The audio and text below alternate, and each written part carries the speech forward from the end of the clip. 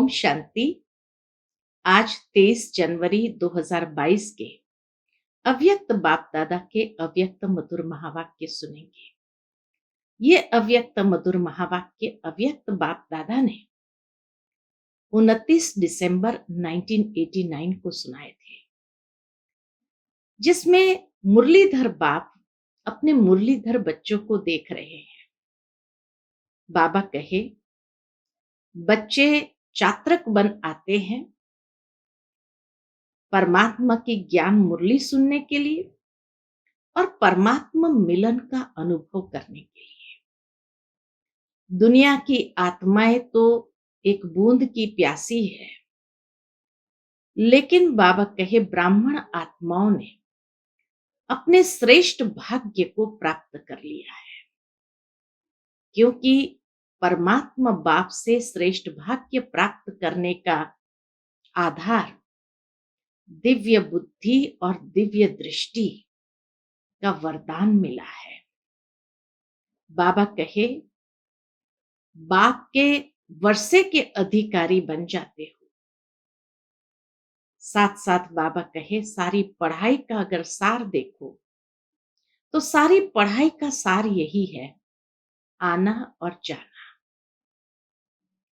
स्थूल में भी मधुबन आना और जाना सेवा पर।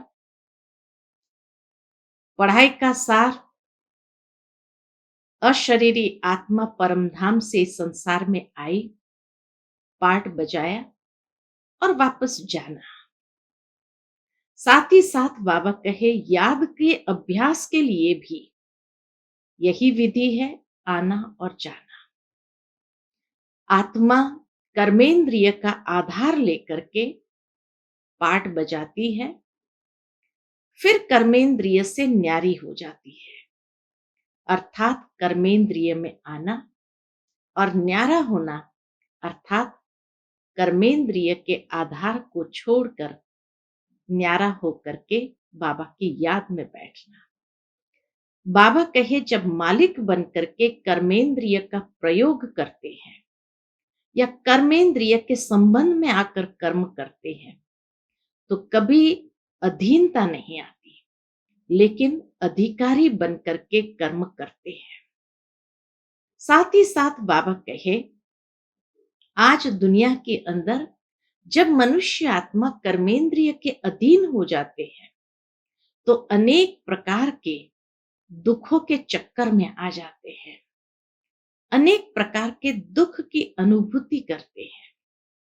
लेकिन बाबा कहे, आप बच्चे स्वदर्शन चक्रधारी, खुद भी कोई चक्कर या धोखे में आने वाले नहीं और दूसरों को भी अनेक प्रकार के दुखों के चक्कर से मुक्त करने वाले ऐसे श्रेष्ठ आत्माएं हो। तो बाबा कहे कि जब पढ़ाई का सार यही है, कर्म योगी बनने का आधार यही है,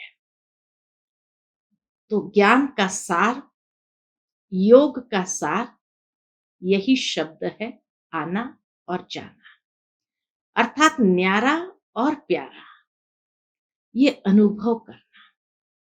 क्योंकि बाबा कहे, जितना जितना ये अभ्यास करते जाएंगे उतना ही कर्मातीत स्थिति का अनुभव करेंगे। क्योंकि या तो कर्म बंधन का अनुभव होता है या कर्मातीत स्थिति। तो बाबा कहे, जिसको ये अभ्यास पावरफुल है वही न्यारा और प्यारा होने का, वही कर्मातीत स्थिति का अनुभव करते हैं, हर सेवा में सफलता का अनुभव करते हैं। और बाबा कहे, उसी से ही रूहानी वाइब्रेशंस को वायुमंडल में फैलाते हैं। ब्रह्मा बाबा अपना मिसाल देते हैं कि अंतिम समय में ब्रह्मा बाबा ने भी इसी स्टेज द्वारा, इसी अभ्यास द्वारा कर्मातीत स्थिति को प्राप्त किया। कई बच्चे अनुभव भी सुनाते हैं, दादियां अनुभव सुनाती है कि लास्ट में बाबा को जब देखते थे तो ऐसा लगता था कि बाबा जैसे यहाँ है ही नहीं। कर्म कर रहे हैं, कर्म को नहीं छोड़ा, चल रहे हैं, मुरली सुना रहे हैं, लेकिन जैसे एक नेचुरल अभ्यास बाबा का था। उसी से ही बाबा कहे अपने संस्कारों को, अपनी नेचर को परिवर्तन करना सहज हो जाएगा, जितना ये नेचुरल अभ्यास रहेगा। और इसी ब्रह्मा बाबा के समान हमें भी बनना है। और जितना इस अभ्यास को करते जाएंगे, उतना बाबा कहे अनेक प्रकार के चक्रों से मुक्त हो जाएंगे और जीवन मुक्त स्थिति का प्रैक्टिकल अनुभव कर सकेंगे और दूसरों को भी कराएंगे। जीवन भी और मुक्ति भी, दोनों साथ साथ अनुभव होना। तो इसीलिए बाबा ने आज की मुरली में इसी बात के अभ्यास के लिए विशेष बच्चों को प्रेरणा दी है। तो सुनते हैं बाबा के मधुर महावाक्य। ओम शांति। पढ़ाई का सार, आना और जाना। आज मुरलीधर बाप अपने मास्टर मुरलीधर बच्चों को देख रहे हैं। सभी बच्चे मुरली और मिलन के चात्रक हैं। ऐसे चात्रक सिवाय ब्राह्मण आत्माओं के और कोई हो नहीं सकता। बाबा भी देखते हैं सारे संसार में ऐसे ब्राह्मण आत्माओं के जैसे चात्रक और कोई हो नहीं सकता। ये ज्ञान मुरली और परमात्मा मिलन न्यारा और प्यारा है। दुनिया की अनेक आत्माएं परमात्मा मिलन की प्यासी है, इंतजार में है। लेकिन आप ब्राह्मण आत्माएं दुनिया के कोने में गुप्त रूप में अपना श्रेष्ठ भाग्य प्राप्त कर रही हो। क्यों, कैसे प्राप्त कर रही हो? बाबा कहे दुनिया की आत्माएं प्यासी है, इंतजार में है, और आप आत्माएं दुनिया के कोने में गुप्त रूप में अपना श्रेष्ठ भाग्य प्राप्त कर रही हो। क्योंकि दिव्य बाप को जानने अथवा देखने के लिए दिव्य बुद्धि और दिव्य दृष्टि चाहिए। बाबा को समझने के लिए, पहचानने के लिए दिव्य बुद्धि और दिव्य दृष्टि चाहिए, जो बाप ने आप विशेष आत्माओं को दी है। इसीलिए आप ब्राह्मण ही जान सकते और मिलन मना सकते हैं। ऐसे दिव्य बाप को पहचानने की दिव्य बुद्धि और दिव्य दृष्टि बाबा से ही हम बच्चों को प्राप्त हुई है। इसीलिए हम ही जान सकते हैं और मिलन मना सकते हैं। दुनिया वाले तो पुकारते रहते हैं, एक बूंद के प्यासे हम, और आप क्या कहते हो? दुनिया तो पुकारती है और आप क्या कहते हो? हम वर्षे के अधिकारी है। कितना अंतर है, कहाँ प्यासी और कहाँ अधिकारी। इतना बाबा वास्ट डिफरेंस दुनिया की आत्माएं और ब्राह्मण आत्माओं के बीच में स्पष्ट अंतर बताते हैं कि कहाँ वह प्यासी और कहाँ आप अधिकारी। अभी भी सभी अधिकारी बनकर अधिकार से आकर पहुंचे हो। मधुबन भी जो पहुंचते हैं, हर एक अपना अधिकार समझते हुए अधिकारी बनकर के पहुंचते हैं। दिल में यह नशा है कि हम अपने बाप के घर में अथवा अपने घर में आए हैं। ऐसे नहीं कहेंगे कि हम आश्रम में आए हैं, अपने घर में आए हैं, ऐसे समझते हो ना।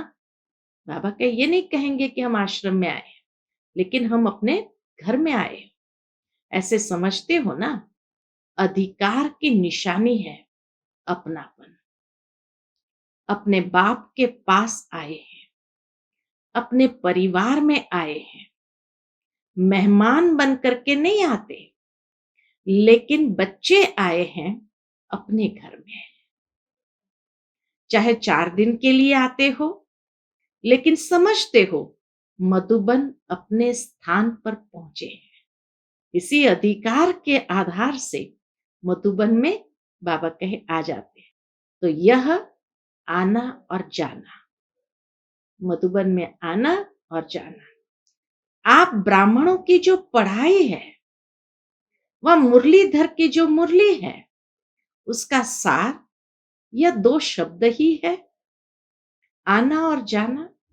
सारी पढ़ाई का सार सृष्टि नाटक में अगर देखा जाए तो परमधाम से आत्माएं उतरी सृष्टि के आदि काल में, और फिर पाठ बजाते बजाते अंत में आकर के बाबा के पढ़ाई के आधार पर पवित्र बन करके फिर जाते हैं।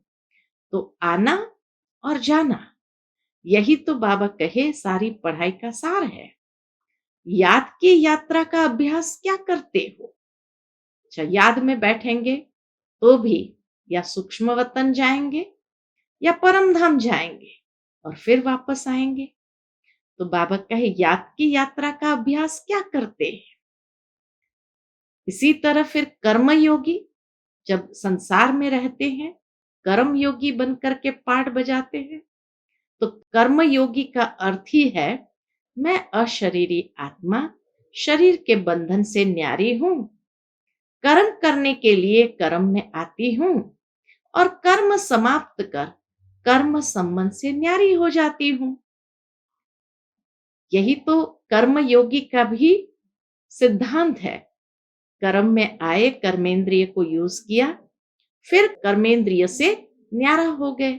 तो बाबा कहे चाहे पढ़ाई का सार देखो, चाहे याद की यात्रा का अभ्यास अगर देखो, और उसी के साथ साथ कर्म योगी बन करके जब पाठ बजाते हैं, हर जगह यही बात है, आना और जाना। संबंध में रहते हैं, बंधन में नहीं रहते। कर्मेंद्रिय के संबंध में आकर के पाठ बजाते, लेकिन बंधन में नहीं रहते। तो यह क्या हुआ? कर्म के लिए आना और फिर न्यारा हो जाना। तो इसीलिए बाबा सारा जैसे एक बेहद के दृष्टिकोण से हमें बताते कि पढ़ाई का सार भी यही है, याद का अभ्यास भी यही है, और प्रैक्टिकल कर्म क्षेत्र पर कर्म योगी बन करके जब कर्म करते हैं तो उसका भी आधार यही है।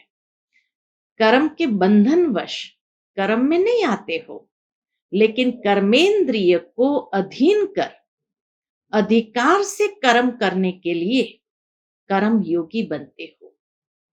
इंद्रियों के कर्म के वशीभूत नहीं हो, इंद्रियों के कर्म के वशीभूत नहीं हो। कोई भी किसी के वश हो जाता है तो वश हुई आत्मा मजबूर हो जाती है, और मालिक बनने वाली आत्मा कभी किससे मजबूर नहीं होती, लेकिन अपने स्वमान में मजबूत होती है। कर्मयोगी बनकर कर्म करते हो तो जैसे एक श्रेष्ठ स्वमान में कर्म करते हैं, और इसीलिए जब श्रेष्ठ स्वमान में मजबूत है तो मजबूर नहीं। कर्मेंद्रिय के परवश आत्मा मजबूर हो जाती है।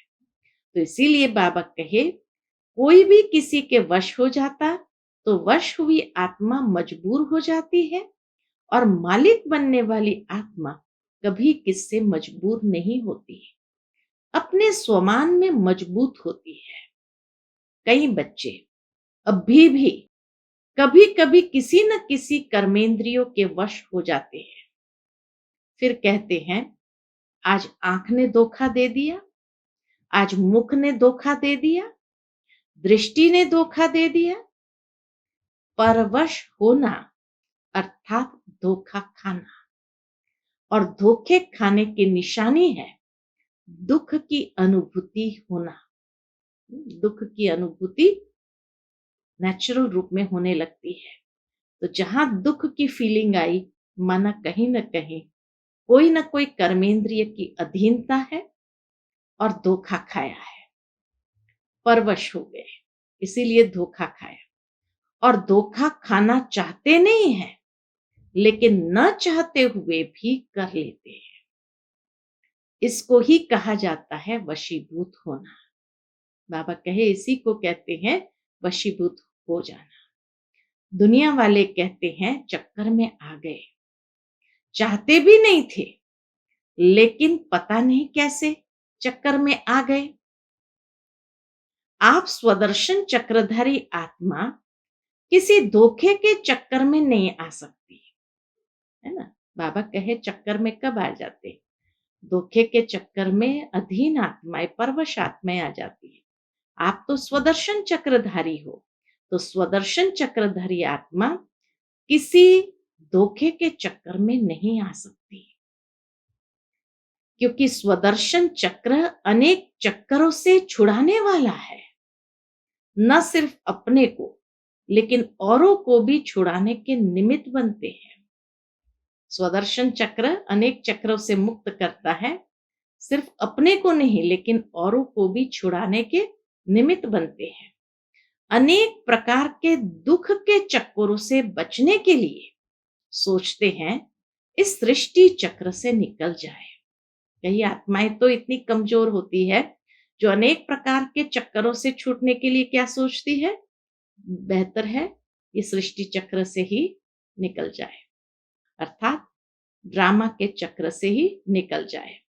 लेकिन सृष्टि चक्र के अंदर पाठ बजाते हुए अनेक दुख के चक्करों से मुक्त हो जीवन मुक्ति स्थिति को प्राप्त कर सकते हैं, यह कोई नहीं जानता।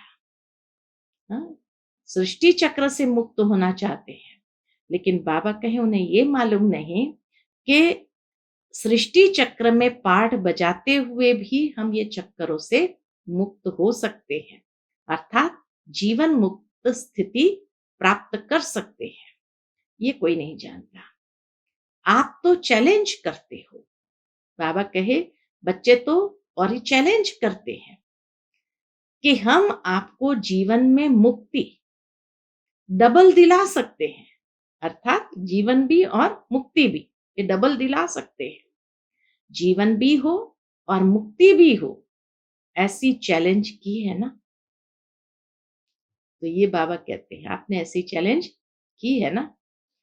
इतना ही नहीं, बाबा कहे नशे से कहते हो कि जीवन मुक्ति आपका और हमारा जन्म सिद्ध अधिकार है। तो स्वदर्शन चक्रधारी अर्थात दुख के चक्करों से मुक्त रहने वाले और मुक्त करने वाले। तो बाबा कहे ऐसी चैलेंज की है जो लोगों को अधिकार से कहते हैं कि हम जीवन मुक्ति हमारा जन्म सिद्ध अधिकार है, और स्वदर्शन चक्रधारी होकर के अनेक दुखों के चक्करों से मुक्त रहने वाले और मुक्त करने वाले, वशीभूत होने वाले नहीं, लेकिन अधिकारी बन, मालिक बन, सर्व कर्मेंद्रिय से कर्म कराने वाले, धोखा खाने वाले नहीं, लेकिन औरों को भी धोखे से छुड़ाने वाले। ये स्टेज ऐसी है जब हम श्रेष्ठ कर्म योगी स्टेज पर रहते हैं, तब जीवन मुक्ति का प्रैक्टिकल अनुभव कर सकते हैं और अनेक प्रकार के धोखे के चक्रों से मुक्त स्वदर्शन चक्रधारी बन सकते हैं। यही अभ्यास करते हो ना, तो उसके लिए ये अभ्यास बहुत आवश्यक है। कर्म में आना और फिर न्यारा हो जाना, कर्म में आना और फिर न्यारा हो जाना। तो याद का अभ्यास क्या रहा? आना और जाना। और पढ़ाई अर्थात ज्ञान का सार क्या है? कर्मातीत बन घर जाना और फिर राज्य करने का पाठ बजाने अपने राज्य में आना है। यही ज्ञान का सार है ना? तो जाना और आना यही ज्ञान और योग है। सारे ज्ञान और योग का एसेंस बाबा ने दे दिया, जाना और आना। इसी अभ्यास में दिन रात लगे हुए हो। मेन बात यही अभ्यास की है। ज्ञान सुनना, सुनाना, समझना, समझाना ये तो सहज है, लेकिन वास्तव में इस अभ्यास को करना, पक्का करना अपने अंदर, उसी के ऊपर सारा आधार है। किस बात का आधार है? तो लास्ट की परीक्षाओं में पास विद ऑनर होने का। तो सुनते हैं बाबा कहे इसी अभ्यास में दिन रात लगे हुए हो, बुद्धि में घर जाने की और फिर राज्य में आने की खुशी है। जैसे मधुबन अपने घर में आते हो तो कितनी खुशी रहती है। जब से टिकट बुक कराते हो तब से जाना है, जाना है, ये बुद्धि में याद रहता है ना। तो जब मधुबन घर की खुशी है, मधुबन में आते ही जैसे घर की खुशी महसूस होती, तो आत्मा के घर जाने की भी खुशी है। ऐसे ही बाबा कहे परम धाम जाने की भी खुशी है। लेकिन खुशी से कौन जाएगा? महत्वपूर्ण सवाल, अंडरलाइन का सवाल यही है कि खुशी से घर कौन जाएगा? जितना सदा यह आने और जाने का अभ्यास होगा, वही खुशी खुशी से घर जाएगा। जब चाहो तब अशरीरी स्थिति में स्थित हो जाओ और जब चाहो तब कर्मातीत बन जाओ। यह अभ्यास बहुत पक्का चाहिए, अशरीरी होने का और कर्मातीत होने का, यानी कर्म में आते हुए उसके प्रभाव से मुक्त, अधीनता से मुक्त। ऐसा न हो कि आप अशरीरी बनना चाहो और शरीर का बंधन, कर्म का बंधन, व्यक्तियों का बंधन, वैभव का बंधन, स्वभाव संस्कारों का बंधन अपने तरफ आकर्षित करे। हाँ? बाबा कहे आप अशरीरी बनना चाहते हो और यहाँ प्रैक्टिकल में शरीर का बंधन, कर्म का बंधन, व्यक्तियों का बंधन, वैभव का बंधन, स्वभाव संस्कारों का बंधन अपने तरफ आकर्षित करे। कोई भी बंधन अशरीरी बनने नहीं देगा। इसीलिए बाबा कहे जब ये अभ्यास पक्का हो जाएगा आना और जाने का, तो खुशी खुशी से जाएंगे। तब कोई भी इंद्रियां भी अपने तरफ आकर्षित नहीं कर सकेंगी और सहज अशरीरी बन जाएंगे। मिसाल देते बाबा, जैसे कोई टाइट ड्रेस पहनते हैं तो समय पर सेकंड में उतारने चाहे तो उतार नहीं सकेंगे। खिंचावट होती है क्योंकि शरीर से चिपका हुआ है। ऐसे कोई भी बंधन का खिंचाव अपने तरफ खींचेगा। बंधन आत्मा को टाइट कर देता है ना। ये सारे बंधन जो बाबा ने बताए 5 प्रकार के, ये सारे बंधन आत्मा को टाइट कर देता है। इसलिए बाप दादा सदैव यह पाठ पढ़ाते हैं कि निर्लिप्त अर्थात न्यारे और अति प्यारे, यह बहुत काल का अभ्यास चाहिए। बाबा कहे निर्लिप्त यानी न्यारा और अति प्यारा, ये बहुत काल का अभ्यास चाहिए। फिर बाबा कहे ज्ञान सुनना सुनाना, सेवा करना ये अलग चीज है, लेकिन ये अभ्यास अति आवश्यक है। क्यों आवश्यक है? तो बाबा कहे पास विथ ऑनर बनना है, तो इस अभ्यास में पास होना अति आवश्यक है। और इसी अभ्यास पर अटेंशन देने में डबल अंडरलाइन करो। यही अभ्यास हमें पास विथ ऑनर बना देगा। और इसीलिए बाबा कहे इस अभ्यास पर डबल अंडरलाइन करो, तब ही डबल लाइट बन कर्मातीत स्थिति को प्राप्त कर डबल ताजधारी बनेंगे। जितना ये अभ्यास पक्का होता जाएगा उतना क्या होगा, डबल लाइट हो जाएंगे और कर्मातीत स्थिति को प्राप्त करके डबल ताजधारी बनेंगे, अर्थात पास विथ ऑनर हो जाएंगे। ब्राह्मण बने, बाप के वर्षे के अधिकारी बने, गॉडली स्टूडेंट बने, ज्ञानी तो आत्मा बने, विश्व सेवाधारी बने, यह भाग्य तो पा लिया। लेकिन अब पास विथ ऑनर होने के लिए, कर्मातीत स्थिति के समीप जाने के लिए ब्रह्मा बाप समान न्यारे अशरीरी बनने के अभ्यास पर विशेष अटेंशन। बाबा कहे ब्राह्मण बने, बाबा के वर्षे के अधिकारी बन गए, गॉडली स्टूडेंट बने तो ज्ञानी तू आत्मा, इतना ज्ञान मिला, विश्व सेवाधारी बने तो भाग्य को पा लिया।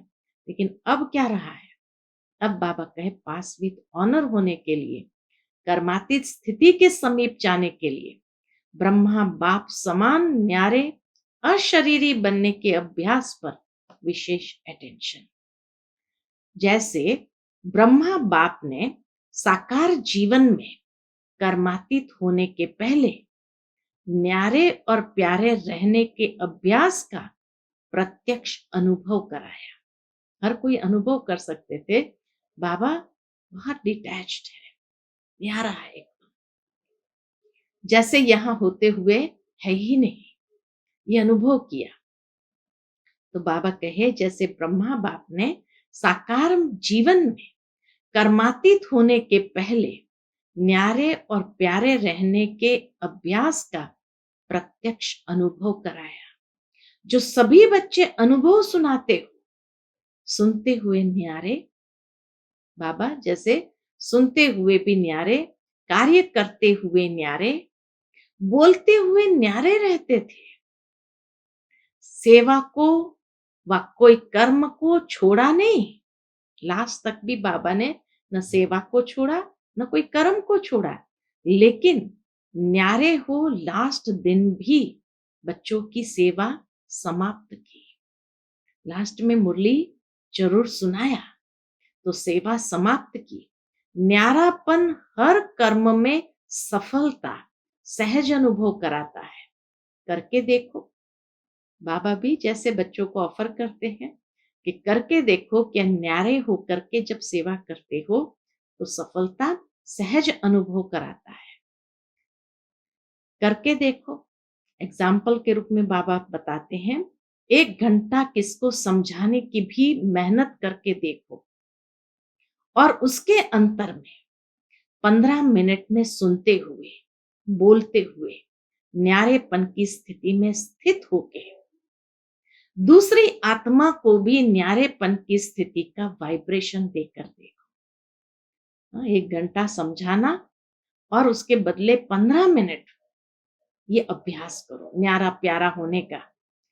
हाँ, सुनते हुए बोलते हुए न्यारेपन की स्थिति में स्थित होके दूसरी आत्मा को भी न्यारेपन की स्थिति का वाइब्रेशन देकर देखो। जो 15 मिनट में सफलता होगी वह 1 घंटे में नहीं होगी। यही प्रैक्टिस ब्रह्मा बाप ने करके दिखाई। तो समझा क्या करना है? पहले निमित्त तो टीचर्स है, फॉलो फादर करेगी ना? बाबा टीचर्स को देखकर पूछते हैं, फॉलो फादर तो करेगी ना? सेवा का विस्तार भल कितना भी बढ़ाओ, लेकिन विस्तार में जाते सार की स्थिति का अभ्यास कम लो। सारे ज्ञान का, योग का, पढ़ाई का एसेंस यही है, आना और जाना। तो बाबा कहे कितने भी विस्तार कर लो, लेकिन विस्तार में जाते हुए भी सार की स्थिति का अभ्यास कम न हो। विस्तार में सार भूल न जाए। खाओ पियो सेवा करो, लेकिन न्यारेपन को नहीं भूलो। वाणी द्वारा भी कहां तक सेवा करेंगे? पूछते बाबा, वाणी द्वारा भी कहां तक सेवा करेंगे, कितनों की करेंगे? अब तो रूहानी वाइब्रेशन, अशरीरीपन की स्थिति के वाइब्रेशन, न्यारे और प्यारेपन के शक्तिशाली वाइब्रेशन, रूहानी वाइब्रेशन, अशरीरीपन की स्थिति के वाइब्रेशन और न्यारे प्यारेपन के शक्तिशाली वाइब्रेशन वायुमंडल में फैलाओ। ये बाबा कहे वायुमंडल में जरूर फैलाओ। सेवा की तीव्र गति का साधन भी यही है। दूसरों की सेवा करने के पहले स्वयं इस विधि में संपन्न होंगे, तब सेवा की सिद्धि को प्राप्त करेंगे। बाबा कहे दूसरों की सेवा करने से पहले क्या करना है? पहले स्वयं इस विधि से, न्यारे प्यारेपन के अभ्यास की विधि से संपन्न होंगे, तब सेवा की सिद्धि को प्राप्त करेंगे। सेवा की सिद्धि यानी सेवा में श्रेष्ठ सफलता को प्राप्त करेंगे। अब वाणी में आना सहज हो गया है, नेचुरल है। अब वाणी में आना सहज हो गया है और दिल से भी करते हो, वाणी में जब आते हैं दिल से आते हैं, क्योंकि अभ्यास पक्का हो गया है। ऐसे यह अभ्यास भी नेचुरल हो जाएगा। जितना बाबा कहे न्यारा प्यारा होने का अभ्यास करते जाएंगे, बढ़ाते जाएंगे, तो यह भी नेचुरल हो जाएगा। इस नेचुरल अभ्यास से कितनी सुंदर बात बाबा ने कही है, इस नेचुरल अभ्यास से ही नेचर बदली होगी, यानी हमारे स्वभाव संस्कार बदली होंगे। चाहे मनुष्य आत्मा की नेचर, चाहे प्रकृति बाह्य नेचर, चाहे आंतरिक नेचर, चाहे बाह्य नेचर, दोनों नेचर इसी नेचुरल अभ्यास से परिवर्तन जल्दी होगी। समझा? मुश्किल तो नहीं लगता है ना? बड़े ते बड़े बाप के बच्चे हैं और बड़े ते बड़ी प्राप्ति के अधिकारी हैं, तो उसके लिए कोई बड़ी बात नहीं। अटेंशन रखना तो आता है ना, कि टेंशन रखना आता है? निजी संस्कार कौन से हैं, टेंशन के या अटेंशन के? बाबा कहे निजी संस्कार अटेंशन के हैं। जब टेंशन रखना आता है तो अटेंशन रखना क्या बड़ी बात है?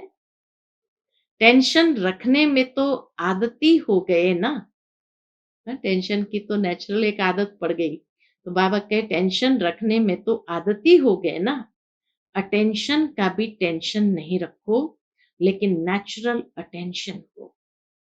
कई ऐसा भी करते हैं, अटेंशन को टेंशन में बदल देते हैं, अटेंशन को ही टेंशन में बदल देते हैं, लेकिन अटेंशन को अटेंशन के रूप में रखो, बदली नहीं करो। ओरिजिनल अभ्यास आत्मा को न्यारा होने का है। न्यारी थी, न्यारी है, फिर न्यारी बनेगी। आत्मा का ओरिजिनल अभ्यास बार बार शरीर धारण करते हैं तो भी, शरीर लिया फिर छोड़ा तो न्यारे हो गए। तो इसीलिए बाबा कहे ओरिजिनल अभ्यास आत्मा को न्यारा होने का है। न्यारी थी, न्यारी है और फिर न्यारी बनेगी। परमधाम में जब है तो वहां तो है ही न्यारी अवस्था में। सतयुग त्रेता में भी कोई देह का आकर्षण नहीं, तो वहां भी न्यारी अवस्था है। तो बाबा कहे ये तो ओरिजिनल अभ्यास है आत्मा का। सिर्फ अटैचमेंट न्यारा बनने नहीं देता। न्यारा ये तो नेचुरल अभ्यास है, लेकिन बाबा कहे अटैचमेंट, इतने जन्मों से देह के साथ अटैच होकर के कर्म किया, तो ये अटैचमेंट न्यारा बनने नहीं देता है। वैसे आत्मा की ओरिजिनल नेचर शरीर से न्यारे रहने की है, अलग है। शरीर आत्मा नहीं, आत्मा शरीर नहीं, तो न्यारे हुए ना। सिर्फ 63 जन्म से अटैचमेंट की आदत पड़ गई। द्वापर के बाद के जन्म की ही ये आदत है। ओरिजिनल तो ओरिजिनल ही होता है। अच्छा, डबल विदेशी भी बहुत पहुंच गए हैं नया वर्ष मनाने के लिए। मेहमान बनकर आए हो या बच्चे बनकर आए हो, पूछते बाबा। अपनापन लगता है ना। बाप दादा भी बच्चों को अपने घर में देख हर्षित होते हैं। बच्चे सदैव घर का श्रृंगार होते हैं। बच्चों से मधुबन सज जाता है, इसलिए बाप दादा अपने घर के श्रृंगार को देख खुश हो रहे हैं। चाहे भारतवासी चाहे विदेशी, दोनों ही घर के श्रृंगार है। बाप दादा आने की भी मुबारक देते हैं, जाने की भी मुबारक देते हैं। तो आना भी अच्छा है, जाना भी अच्छा है। क्यों दोनों बात की मुबारक बाबा ने दिया? बाबा कहे विदाई नहीं है, बधाइयां ही बधाइयां है। चाहे आओ चाहे जाओ। जाएंगे तो सेवा की बधाइयां, और यहाँ आए हो तो मिलन की बधाइयां। इसलिए दोनों बात की बधाइयां हैं, आने की और जाने की। जाएंगे तो सेवा की बधाइयां हैं, और यहाँ आए हो तो मिलन की बधाइयां हैं। दोनों ही मुबारक है ना। अच्छा, सर्व देश विदेश के सदा अधिकारी बच्चों को, सदा ज्ञान और योग के सार में रहने वाली श्रेष्ठ आत्माओं को सदा आना और जाना, इस स्मृति से संपन्न बनने वाली आत्माओं को, सदा ब्रह्मा बाप को फॉलो करने वाले, कर्मातीत स्थिति के समीप पहुंचने वाले योगी आत्माओं को, सदा अपनेपन के अनुभव और अधिकार की खुशी में रहने वाले खुशमिजाज बच्चों को बाप दादा का याद प्यार और नमस्ते। हम सब रूहानी बच्चों की रूहानी माता पिता बाप दादा को याद प्यार गुड मॉर्निंग और नमस्ते। नमस्ते, शुक्रिया बाबा, शुक्रिया। फिर बाबा की डॉक्टर्स प्रति मुलाकात है। डॉक्टर्स भाई बहने बाबा के सन्मुख बैठे थे, तो बाबा कहे, सभी डॉक्टर्स के दिल में क्या है? हॉस्पिटल तो नहीं है। बाप को दिल में बिठाना अर्थात सदा के लिए अनेकों को शफा देना। बाप को दिल में बिठाना अर्थात सदा के लिए अनेकों को शफा देना। आजकल तो डॉक्टर्स भी कहते हैं कि दवाई इतना काम नहीं करेगी जितनी दुआ करेगी। वो भी दवाइयों से दिल शिकस्त हो गए हैं, क्योंकि जानते हैं ना कि इसकी रिजल्ट क्या है और क्या निकलेगी। कितने रिएक्शन दवाइयों की होती है। इसलिए अभी सबकी नजर दुआओं तरफ जा रही है। अभी योग एक्सरसाइज के रूप में चारों ओर बढ़ता जा रहा है। अभी योग तक आए हैं, सहज योग तक आ जाएंगे। योग तक तो आ गए, सहज योग तक आ जाएंगे। दवाइयों के बजाय दूसरी तरफ अभी बुद्धि तो गई है ना, आखिर ठिकाने पर आ जाएंगे। तो डॉक्टर्स यही काम करते हो ना, सबकी बुद्धि को ठिकाने पर लगाने वाले हो ना। अच्छा है, हिम्मत रखने से बाप की मदद स्वतः मिल रही है, मिलती रहेगी। जहां हिम्मत है वहां असंभव भी क्या हो जाता? संभव हो जाएगा। हिम्मत है वहां असंभव भी संभव हो जाएगा। सभी असंभव को संभव करने वाले हो। जो दुनिया वाले कहते हैं मन को एकाग्र करना बहुत मुश्किल है। कई दुनिया वाले क्या कहते हैं, बाकी सब ठीक है लेकिन मन को एकाग्र करना बहुत मुश्किल है, असंभव भी कह देते हैं। और आप क्या कहते हो? आपके लिए तो सेकंड की बात है ना। बस बाबा कहा और मन ठिकाने पर पहुंचा, तो आपके लिए सेकंड का काम है और उन्हों के लिए असंभव है। कितना अंतर आ गया। टाइम तो नहीं लगता है, ऐसे तो नहीं गीत बजे लाल बत्ती जले तभी मन टिकेगा। मेहनत तो नहीं करनी पड़ती। अपना बाप है ना, कोई दूसरे का बाप तो नहीं है। अपना बाप नहीं हो और कोई कहे कि आपका बाप है, इसे याद करो, तो याद नहीं कर सकेंगे ना। लेकिन ये तो अपना है, अपने बाप को याद करने में कौन सी प्रॉब्लम। अपनी चीज को याद करना कभी मुश्किल नहीं होता है, पराये को याद करना मुश्किल होता है। आप तो अधिकार से याद करते हो ना, या भगवान है। बाबा कहे आप तो अधिकार से याद करते हो, या सोचते हैं भगवान है, बहुत बड़ा है, सूर्य समान है, ऐसे याद करते हो।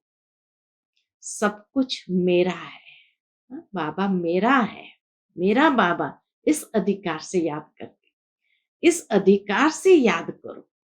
रूहानी गुलाब बन सारा दिन खुशबू फैलाते रहो। खुशबू ऐसी चीज होती है जो दूर वालों को भी आकर्षित करती है। दूर से ही सोचेंगे ये खुशबू कहां से आ रही है। तो आपकी रूहानियत विश्व को आकर्षित करेगी। देखो, रूहानियत की खुशबू ने देश से विदेश को भी आकर्षित किया ना। विदेश तक खुशबू पहुंची। कोई भी काम करते शुभ संकल्प से यह खुशबू फैलाते रहो। कोई भी काम करते शुभ संकल्प से ये बाबा कहे खुशबू फैलाते रहो। कोई भी काम करते चेक करो कि बुद्धि कितने तरफ जा रही है। न चाहते भी अनेक तरफ जाती है, एक तरफ नहीं होती है। बाबा कहे चेक करेंगे तो पता चलेगा, न चाहते भी अनेक तरफ जाती है, एक तरफ नहीं होती। तो जब और तरफ जा सकती है तो सेवा भी तो कर सकते हो ना, याद भी कर सकते हो। बहुत थोड़ा समय होता है जो फुल बुद्धि उस काम में रहती है। जो ऐसा कोई काम होगा जैसे डॉक्टर्स ऑपरेशन करते हैं, जरूरी ऑपरेशन है तो फुल बुद्धि होगी। बाकी दवाई दे रहे हैं, देख रहे हैं, तो बुद्धि और काम भी करती है। जब वह कर सकती है तो यह क्यों नहीं कर सकती? मन और बुद्धि की आदत है चक्कर लगाने की। चाहे ज्ञान का चक्र चलाओ और चाहे व्यर्थ चलाओ, लेकिन चक्कर चलता जरूर है। बुद्धि और बातों में जरूर जाती है। आप स्वदर्शन चक्र चलाओ तो और चक्कर खत्म हो जाएंगे। तो बाबा कहे सभी सेवा में सहयोगी हो। जिसे समय नहीं मिलता, सरकमस्टेंस है, वो हाथ उठाओ। बाबा कहे जो समझते हमें समय नहीं मिलता स्वदर्शन चक्र चलाने का, सरकमस्टेंसेस बहुत है, वो हाथ उठाओ। मनसा सेवा तो सब कर सकते हो ना। बिजी रहने के लिए सेवा बहुत अच्छा साधन है। जितना अपने को बिजी रखेंगे उतना सेफ रहेंगे। चाहे मनसा करो, चाहे वाचा करो, चाहे कर्मणा करो, लेकिन बुद्धि से बिजी जरूर रहो। हाथ पांव से तो रहते हो लेकिन बुद्धि से बिजी रहो। अपना टाइम टेबल बनाओ। जैसे दुनिया में मिसाल देते हैं, जितना बड़ा आदमी उतना टाइम टेबल फिक्स होता है। तो आप बड़े ते बड़े आदमी हो ना, सारे कल्प में ढूंढ करके आओ। ब्राह्मणों से बड़ा कोई है? सारे कल्प में बाबा के ढूंढ करके आओ, आपसे बड़ा कोई है? देवताएं भी नहीं है। चाहे आप ही देवता बनेंगे, लेकिन इस जीवन के आगे वह भी कुछ नहीं है। जीवन है तो ब्राह्मण जीवन अति श्रेष्ठ है। अच्छा, आज का बाप दादा का मधुर वरदान हम बच्चों के प्रति, अव्यक्त पालना द्वारा शक्तिशाली बन, लास्ट सो फास्ट जाने वाले फर्स्ट नंबर के अधिकारी भव। अव्यक्त पालना द्वारा शक्तिशाली बन, लास्ट सो फास्ट जाने वाले फर्स्ट नंबर के अधिकारी भव। अव्यक्त पार्ट में आने वाली आत्माओं को पुरुषार्थ में तीव्र गति का भाग्य सहज मिला हुआ है। यह अव्यक्त पालना सहज ही शक्तिशाली बनाने वाली है। इसलिए जो जितना आगे बढ़ना चाहे बढ़ सकते हैं। इस समय लास्ट सो फास्ट और फास्ट सो फर्स्ट का वरदान प्राप्त है। तो इस वरदान को कार्य में लगाओ, अर्थात समय प्रमाण वरदान को स्वरूप में लाओ। जो मिला है उसे यूज करो, तो फर्स्ट नंबर में आने का अधिकार प्राप्त हो जाएगा। आज का स्लोगन है, स्वमान की सीट पर सेट रहो तो सर्व का मान स्वतः प्राप्त होगा। स्वमान की सीट पर सेट रहो तो सर्व का मान स्वतः प्राप्त होगा। लवलीन स्थिति का अनुभव करने लिए बाप से सच्चा प्यार है तो प्यार की निशानी है समान, कर्मातीत बनो। करावनहार होकर कर्म करो, कराओ। कर्मेंद्रिय आपसे नहीं करावे, लेकिन आप कर्मेंद्रिय से कराओ। कभी भी मन बुद्धि व संस्कारों के वश होकर कोई भी कर्म नहीं करो। तब बाप समान लवलीन स्थिति का अनुभव करें।